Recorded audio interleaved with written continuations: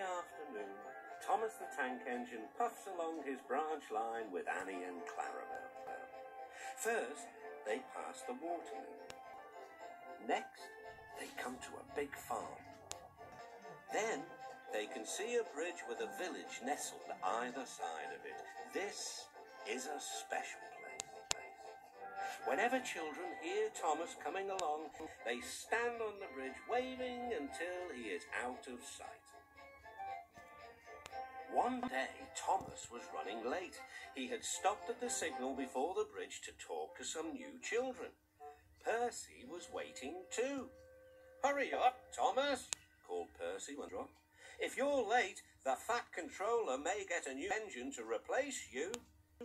He would never do that, thought Thomas, but he was worried. Next day, Thomas hurried along the line. Just ahead was a goods yard. There, on the platform, was an inspector waving a red flag. Next, Thomas saw some children. They were waving too. Something must be wrong, thought Thomas. This station is for goods, not passengers. "Thomas, help! We are glad to see you," called the children. "Please, will you take us home?" The station master explained to Thomas's driver that the school bus had broken down and that all the parents would be worried if the children were late. Thomas waited as the children walked down from the bridge.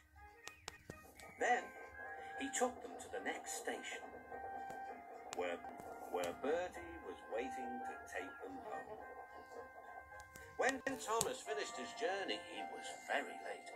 He was worried that the Fat Controller might be cross with him. "I warned Thomas," puffed Percy to James. "He's been late one time too many. He'll be in trouble now."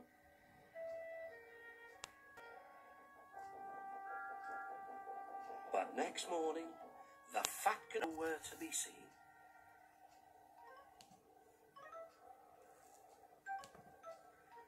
"Thank goodness," sighed Thomas.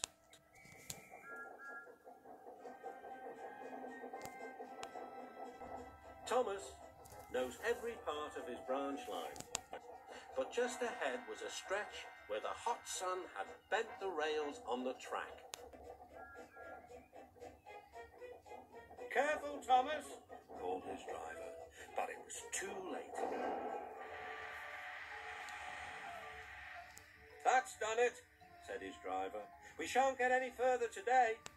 "But what about my passengers?"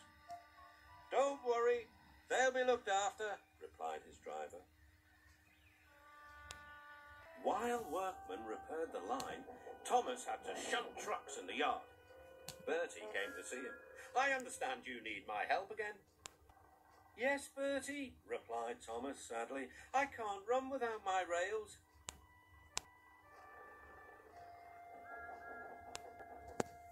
Bertie set off to collect Thomas's passengers. "Hello, Bertie," they said. "We are glad you are here." Bertie drove along the road by the railway. He stopped at each station along the line. Sometimes he stopped between stations to let people off closer to their homes. Thomas felt miserable. "I've lost my passengers. They like Bertie better than me." The Fat Controller arrived.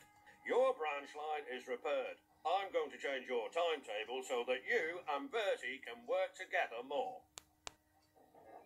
When Thomas reached the station, there were all his passengers.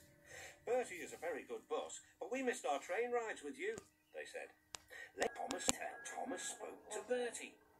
"Thank you for looking after my passengers." "Oh, that's all right, Thomas. I like to make new friends, but I'm glad to share them with you." "Bertie," said Thomas, "you're a very good friend indeed."